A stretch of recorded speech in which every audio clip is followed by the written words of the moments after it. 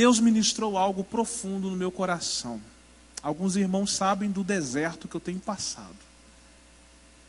E o tema da mensagem dessa noite é: não seremos abalados. Amém, irmãos? Não seremos abalados. Você pode dizer isso? Não seremos abalados. O texto que eu quero ler com vocês está na segunda carta que Paulo escreveu aos Coríntios, capítulo 4. Nós vamos ler os versos 8 e 9 e os versos 16, 17 e 18. Você pode acompanhar aí na sua Bíblia, seu tablet, seu smartphone, ou você também pode acompanhar aqui na nossa projeção. Eu quero ler esse texto bíblico e ele diz o seguinte, palavras do apóstolo Paulo: em tudo somos atribulados. Preste atenção.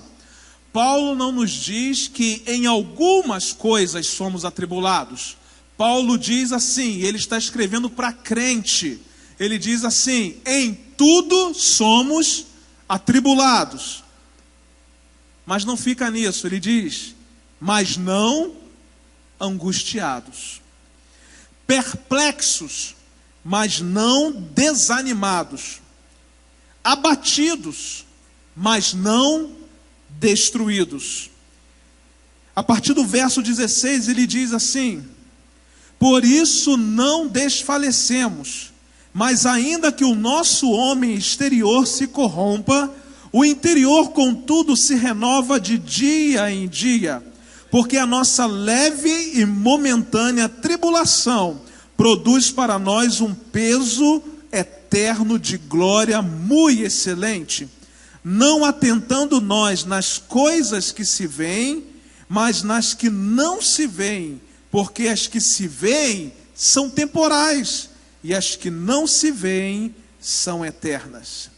Eu quero começar a mensagem dessa noite dizendo que o maior desejo do inimigo das nossas vidas é nos deixar abalados. O maior desejo do inimigo das nossas vidas é nos deixar prostrados. E ele se aproveita das nossas vulnerabilidades e promove então uma batalha intensa com a finalidade de nos fazer desistir de tudo, principalmente da fé em Deus. A minha batalha é na mente. E não existe pior batalha do que a batalha da mente. Porque aquilo que alcança a nossa mente, alcança o nosso coração. Desde o dia 2 de maio que eu não tenho um diagnóstico sobre o que eu tenho. Eu só vou descobrir no dia 21, com o resultado de um exame, e no dia 25 estarei no médico. E estou vivendo esse drama de não saber o que tenho. E quantas vezes eu não estou legal? Tem dias que eu gostaria de não ter vivido. A gente pensa em tudo. E a gente sente sintomas de todas as doenças que a gente coloca na mente. Você não tem nada daquilo, mas você já sente os sintomas. São setas que o maligno lança na nossa mente para dizer a gente que a gente não tem que confiar em Deus. Mas graças ao próprio Deus, que a sua palavra é viva e eficaz. E uma coisa importante a ser ressaltada é que todos nós estamos sujeitos a todos os tipos de problemas, todos os tipos de lutas, todos os tipos de intempéries da vida. Estamos vivendo em um mundo caído. A Bíblia diz que esse mundo caído jaz no maligno, esse mundo caído dorme no maligno, esse mundo caído descansa no maligno. E por essa perspectiva nós entendemos que todo dia deveria ser dia de sofrimento para nós. E sofrimento intenso, sofrimento que nós não seríamos capazes de suportar. Mas aí vem a palavra de Deus e diz que as misericórdias do Senhor são a causa de não sermos consumidos, porque elas se renovam a cada manhã. Deus não nos permite sofrer além daquilo que nós sejamos capazes de suportar. Porque Ele é um Deus misericordioso. Deus não nos deixa desamparados. Suas promessas são sementes que nunca morrem no coração daqueles que confiam absolutamente nele. E é por causa da sua misericórdia que Ele não permite que a nossa vida seja tragada pelo nosso inimigo. É por causa da sua misericórdia que Ele não permite que passemos por lutas que não sejamos capazes de vencê-las. Eu gosto do verso 7, nós lemos o 8 e o 9, mas o verso 7 diz assim: temos, porém, este tesouro em vasos de barro, para que a excelência do poder seja de Deus e não de nós. Lendo esse texto, eu percebo que o homem é apenas um vaso de barro, um vaso frágil, um vaso quebradiço, um vaso barato. Seu valor não é um valor intrínseco, mas dentro desse vaso de barro, frágil, quebradiço, barato, o texto bíblico diz que há um valor inestimável, um tesouro de valor inestimável. Esse tesouro de valor inestimável que Paulo fala é o Evangelho. O Evangelho é próprio Jesus na nossa vida. O vaso é perecível, mas o Evangelho, que é o próprio Jesus, nunca perece. O vaso é frágil, mas o Evangelho é poderoso. O vaso não tem beleza em si mesmo, mas o Evangelho traz o fulgor da glória de Deus na face de Cristo. O vaso se quebra e precisa ser substituído, mas o Evangelho é eterno e jamais pode ser mudado. O mais bonito disso tudo é que a fraqueza do vaso ressalta o poder de Deus. Deus é glorificado por meio de vasos frágeis. A glória não está no vaso, a glória está no tesouro que está dentro do vaso. É preciso então concentrar-se no tesouro e não no vaso. Por isso que o apóstolo Paulo não temia o sofrimento, não temia as tribulações, porque ele sabia que Deus guardava o vaso, enquanto o vaso guardava o tesouro. Somos vasos de barro para que possamos depender do poder de Deus e não das nossas próprias forças. É isso que Deus tem ministrado ao meu coração. Dependa de mim, confie em mim, descanse em mim. E o que eu fizer vai ser o melhor. Porque o importante não é o tempo de vida que eu te dou. O importante é o tesouro que existe dentro de você. Não seremos abalados se a nossa vida estiver concentrada no tesouro e não no vaso. Então, olhando para os versos que nós lemos, que lições nós podemos aprender sobre as lutas e os problemas que nós enfrentamos na vida?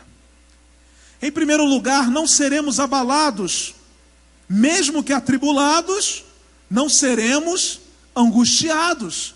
Foi isso que Paulo disse. Ele disse: olha, em tudo somos atribulados, mas não angustiados.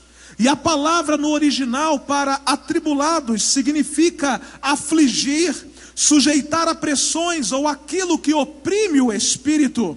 A palavra usada para angustiados traz a ideia de comprimir em lugar apertado. Portanto, nós entendemos aqui que a tribulação, ela é uma prova externa, enquanto a angústia é um sentimento interno.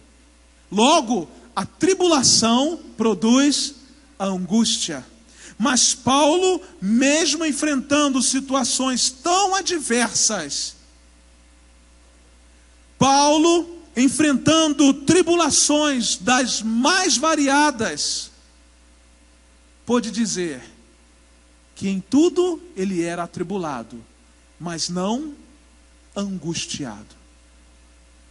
Todos nós, ou já passamos, ou estamos passando, ou vamos passar por tribulações. Mas a angústia não pode tomar conta do nosso coração. Porque quando a angústia toma conta do coração da gente, significa dizer que tiramos o controle de Deus e colocamos o controle na nossa própria vida. E aí descobrimos que nós não podemos fazer nada por nós mesmos. E voltamos atrás e entregamos o controle ao Senhor, dizendo assim: Senhor, eu não consigo, mas é o Senhor que faz isso em mim.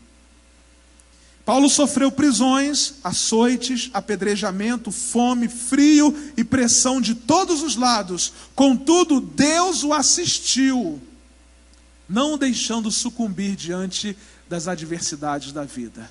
Em tudo somos atribulados, mas aqueles que estão de olho no tesouro e não de olho no vaso, não ficam angustiados diante das tribulações. Aqueles que encontraram em Deus o seu refúgio e fortaleza, o seu socorro bem presente na hora da angústia, são atribulados, mas não ficam angustiados. Aqueles que estão escondidos lá no esconderijo do Altíssimo e descansam à sombra do Onipotente, eles também são atribulados, mas não ficam angustiados. Aqueles que sabem que o Senhor é o seu pastor e nada lhes faltará, são atribulados, mas não ficam angustiados. Paulo diz: em tudo, exatamente em tudo somos angustiados, somos atribulados, mas nunca angustiados, porque Deus, o meu Deus, me fortalece. Em segundo lugar, não seremos abalados, e Paulo diz: mesmo que perplexos, não ficaremos desanimados. Ele diz: em tudo somos perplexos, mas não desanimados.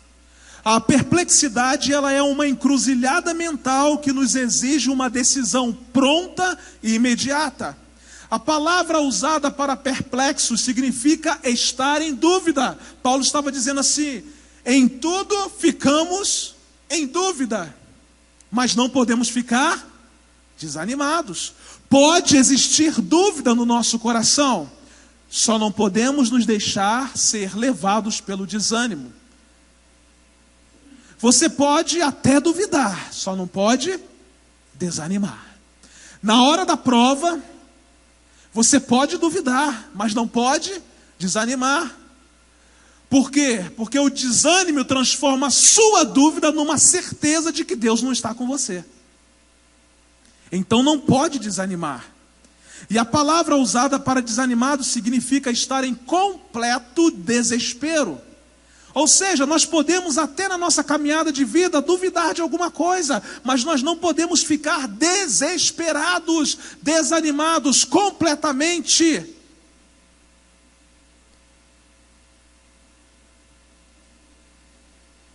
O desespero não nos permite vencer a dúvida. E além disso, paralisa a nossa vida. No meio da dúvida, nós somos convidados a olhar para o tesouro que carregamos dentro de nós. Quando as provas dessa vida, quando as lutas dessa vida, quando os sofrimentos dessa vida, quando as tribulações dessa vida baterem à sua porta e você ficar em dúvida, eu quero convidar você a olhar para dentro de você e experimentar o tesouro que está dentro da sua vida. O tesouro é Jesus. O tesouro é Jesus. Nós somos frágeis mesmo. Frágeis. E a coisa mais linda é que esse tesouro chamado Evangelho, a Bíblia diz que é o poder de Deus. E se é o poder de Deus, eu creio que o poder de Deus nunca nos deixará desanimar na jornada da vida.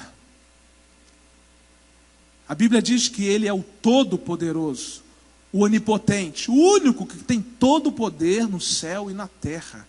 Todo o poder.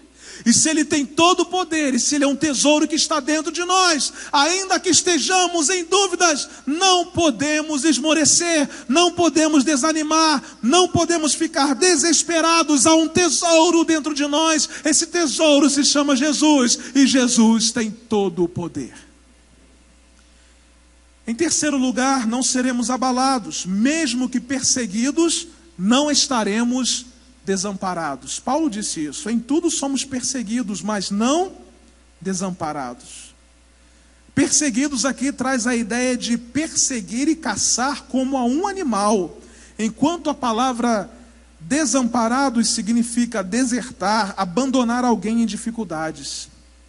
Paulo se descreve aqui nesse texto como um fugitivo caçado por seus adversários. Contudo, na última hora, Deus sempre lhe dava um escape. Paulo sofreu duras perseguições desde o começo da sua conversão até o último dia de vida dele aqui na terra. Não teve folga e nem alívio. No entanto, o servo de Deus chamado Paulo nunca se sentiu desamparado. Queridos, somos perseguidos. Se o Espírito Santo de Deus habita em nós, o normal é perseguição. De todos os lados. De todos os jeitos. De todas as maneiras. Nesse tempo o inimigo tem me perseguido de todas as maneiras. Um dia melhora uma dor, aí ele começa uma outra dor. E vai colocando circunstâncias na minha vida. Eu falei, cara, como é que esse cara me persegue? Mas em nenhum momento eu me senti desamparado. Em nenhum momento. Tenho me sentido perseguido por ele, sim. Porque creio que Deus está fazendo algo grandioso na minha vida. Tenho me sentido perseguido. Mas não tenho me sentido desamparado. Nunca. O Senhor nunca vai me desamparar, porque eu estou debaixo de uma promessa. Ele diz assim: eu estarei com você todos os dias da sua vida. Todos os dias. Não te deixarei, não te desampararei. Eu sou o Senhor teu Deus. Ele diz para mim: não temas, eu sou o Senhor. Quando você passar pelas águas, elas não te submergirão. Quando passares pelos rios, você não será afogado. Quando você passar pelo fogo, a chama não arderá em ti. Porque eu sou o teu Salvador, o teu Senhor. Eu te resgatei, eu chamei pelo nome. Essa é a palavra daquele que nunca me desampara. Paulo, quando foi apedrejado em Listra, levantou-se para prosseguir o projeto missionário. Quando foi preso em Filipos, cantou e orou à meia-noite. Quando foi preso em Jerusalém, deu testemunho diante do Sinédrio. Quando foi levado para Roma como prisioneiro de Cristo, testemunhou ousadamente aos membros da guarda pretoriana. Mesmo quando ficou só em sua primeira defesa, lá em Roma, ele foi assistido pelo Senhor. E ele conta esse episódio a Timóteo, dizendo assim: ninguém, Timóteo, me assistiu na minha primeira defesa. Antes todos me desampararam. Que isto lhes não seja imputado. Mas o Senhor assistiu-me e fortaleceu-me, para que por mim fosse cumprida a pregação, e todos os gentios a ouvissem, e fiquei livre da boca do leão. E o Senhor me livrará de toda má obra, e guardar-me-á para o seu reino celestial, a quem seja a glória para todos sempre. Amém. Nunca aquele que tem o tesouro chamado Jesus fica desamparado. Em quarto lugar, não seremos abalados, mesmo que abatidos, não seremos destruídos. Em tudo somos abatidos, mas não destruídos. Interessante que a palavra usada aqui para abatidos significa lançar abaixo, derrubar violentamente. Essa palavra era usada para falar da derrubada de um oponente na luta, ou de derrubar uma pessoa com a espada ou qualquer arma. É coisa violenta. Nós podemos ser abatidos violentamente, mas não seremos destruídos. Paulo enfrentou circunstâncias desesperadoras, acima das suas forças. Foi acusado, perseguido, açoitado, aprisionado, mas jamais sucumbiu. Mesmo quando foi decapitado na guilhotina romana, não foi destruído. Por quê? Porque Paulo sabia que sua morte não era uma derrota, mas era uma vitória, uma vez que ele disse que o morrer é lucro, é deixar o corpo habitar com o Senhor, porque isto é muito melhor. Podemos até morrer, mas não seremos destruídos.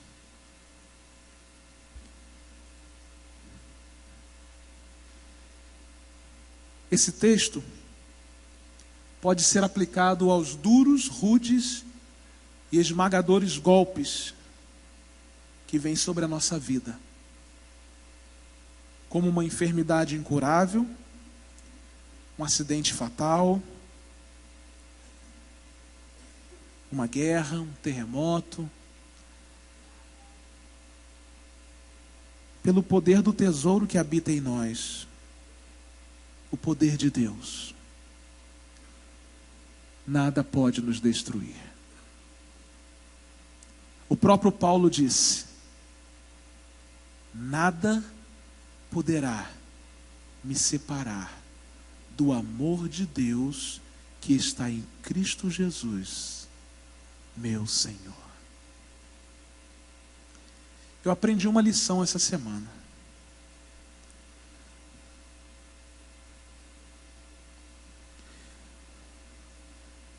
Alguém foi ao psicólogo, e quando você vai ao psicólogo, você quer que ele lhe dê todas as respostas que você precisa. E na verdade, muitas vezes você é confrontado a descobrir as suas próprias respostas. Aliás, você é sempre confrontado a descobrir as suas próprias respostas. E essa pessoa começou a lamentar a sua situação diante daquele psicólogo. Uma pessoa crente e o psicólogo crente, e a certa altura o psicólogo parou e falou assim: vamos deixar essa coisa de psicologia para lá, e eu quero te fazer uma pergunta. Será que você não acredita que o céu é melhor do que a terra? Às vezes nós nos deixamos destruir porque gostamos tanto da terra que não queremos o céu. Se a perspectiva dos nossos olhos fosse a perspectiva do céu, de fato, nada nos abalaria. Porque esse tempo é curto, doloroso, mas o tempo de eternidade é um tempo que a Bíblia diz que não haverá dor, não haverá choro, não haverá pranto, não haverá ranger de dentes. Diz que naquele lugar o próprio Jesus enxugará dos nossos olhos toda lágrima. Por isso que Paulo foi abatido, mas não foi destruído. Porque a sua esperança não estava neste mundo, mas a sua esperança estava nas coisas eternas. E é sobre isso que nós vamos falar agora no final dessa mensagem. Já estamos chegando ao fim dessa mensagem. E agora os versos 16, 17 e 18 nos mostram que de fato Paulo não desanima, porque embora as aflições estivessem afetando o seu corpo, o seu espírito estava sendo renovado dia após dia. E ele fala de 3 contrastes que enaltecem essa convicção tão maravilhosa. Primeiro ele diz assim: corpo fraco, mas espírito renovado. Por isso não desfalecemos, mas ainda que o nosso homem exterior se corrompa, o interior contudo se renova de dia em dia. O seu corpo está sendo consumido, meu irmão, é a oportunidade do Espírito se renovar na sua vida dia após dia. Corpo fraco, espírito renovado. O nosso homem exterior é o nosso corpo. O nosso homem interior é o nosso espírito.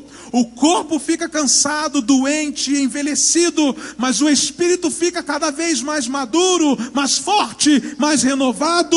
O corpo enfraquece, mas o espírito renova-se. O tempo vai esculpindo na nossa face rugas profundas, mas eu quero dizer que não há rugas no espírito. Não há fraqueza em nossa alma.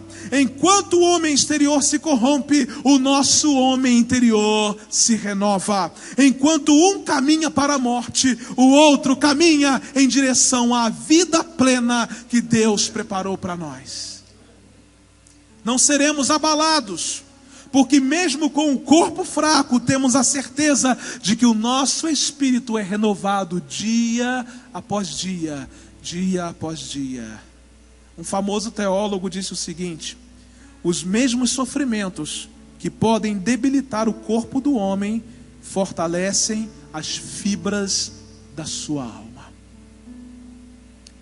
Eu tenho aprendido nesse tempo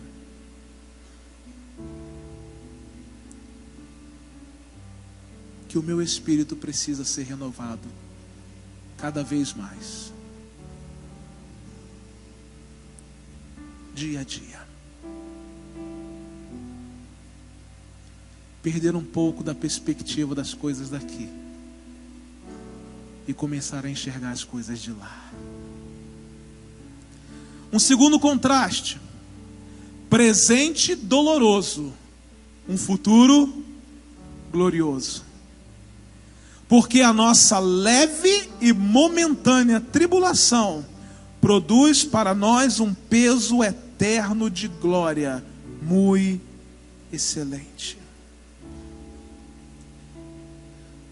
Com todos os sofrimentos que Paulo teve, ele ainda foi capaz de dizer que aqui nós temos leve e momentânea tribulação.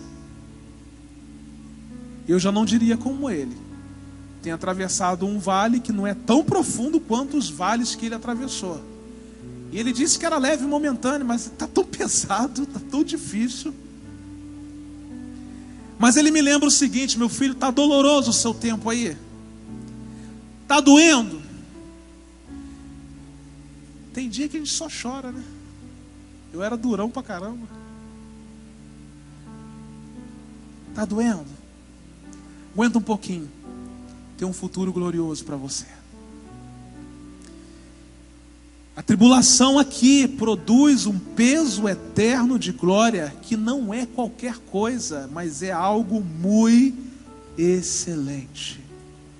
As aflições são pesadas e são contínuas, mas vistas sob a perspectiva da eternidade, elas são leves e momentâneas. Pastor, quando que a gente vai sair desse deserto? Quando a perspectiva dos nossos olhos forem o céu, aí nós vamos entender que o nosso deserto é leve e é momentâneo, ainda que seja tão duro.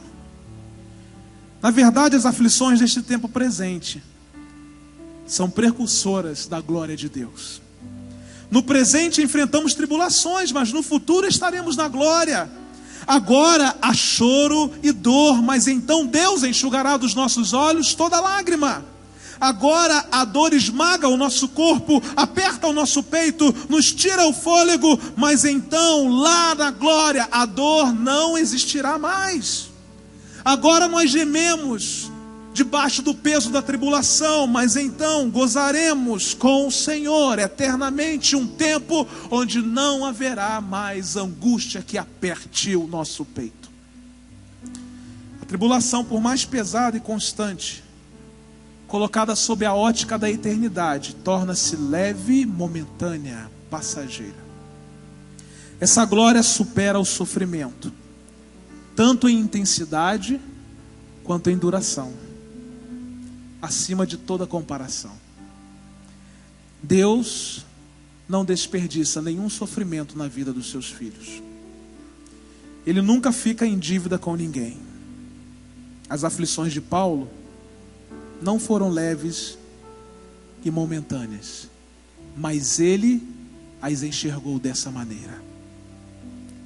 Não seremos abalados, ainda que o presente seja doloroso. Temos a certeza de que o nosso futuro será glorioso. O terceiro e último contraste: coisas visíveis temporais, coisas invisíveis eternas. Não atentando nós nas coisas que se veem, mas nas que não se veem. Porque as coisas que se veem são temporais, passam. E as que não se veem são eternas. Elas duram para sempre. As coisas reais são as coisas invisíveis. Elas são permanentes. Elas são eternas. Nós não vivemos pelo que vemos, mas vivemos pela fé. E a fé é a certeza de que a nossa cidade permanente, de que as nossas coisas permanentes, de que a nossa vida permanente não é aqui. A fé é a convicção de que a nossa pátria está no céu. A fé não se apega às glórias do mundo, porque vê um mundo invisível superior a este. Foi por isso que Abraão não se encantou com a planície de Sodoma. Por quê? Porque ele via uma cidade superior. E sobre isso o escritor aos Hebreus disse o seguinte: pela fé, Abraão peregrinou na terra prometida como se estivesse em terra estranha. Viveu em tendas, bem como Isaque e Jacó, co-herdeiros da mesma promessa. Pois ele esperava a cidade que tem alicerces, cujo arquiteto e edificador é Deus. Da mesma forma, Moisés abandonou as glórias do Egito para receber uma recompensa superior. E a Bíblia diz assim: pela fé, Moisés saiu do Egito, não temendo a ira do rei, e perseverou, porque via aquele que é invisível. Não seremos abalados quando trocarmos as coisas visíveis e temporais deste mundo pelas coisas invisíveis e eternas que Deus preparou para nós. Isso só acontece pela fé. Você precisa acreditar que Deus tem um tesouro. Esse tesouro se chama Jesus. E esse tesouro precisa estar dentro de você. Um vaso frágil, barato e quebradiço. Quando nós entendemos isso, nós não ficamos abalados. Fique em pé, por favor. Quais são as coisas que têm abalado a sua vida hoje? Que sentimentos têm trazido um desequilíbrio emocional, físico e espiritual a você? O que é que está mexendo com as estruturas da sua vida hoje? O que? Eu quero dizer para você que Deus está aqui nessa noite. E Ele diz a cada um de nós: vocês não precisam ficar abalados. Vocês são meus vasos de barro, vasos frágeis, vasos quebradiços, mas que guardam o meu tesouro. O meu poder só pode se aperfeiçoar na fraqueza de vocês. Então, se você estiver atribulado, você não precisa ficar angustiado. A tribulação vem mesmo, mas você não precisa ficar angustiado. Se você estiver em dúvida, estiver perplexo, você não precisa ficar desesperado. Se você estiver sendo perseguido, saiba que nunca ficará desamparado. E se você estiver abatido, não será destruído. Não seremos abalados se olharmos para as tribulações sob a ótica da eternidade. Corpo fraco, mas espírito renovado. Presente doloroso, mas um futuro glorioso. Coisas visíveis e temporais que se acabam, mas pela fé queremos enxergar as coisas visíveis e eternas preparadas pelo Senhor. Nós vamos cantar essa canção. E enquanto cantamos essa canção, eu gostaria que você deixasse o Espírito Santo de Deus ministrar ao seu coração. Não seremos abalados.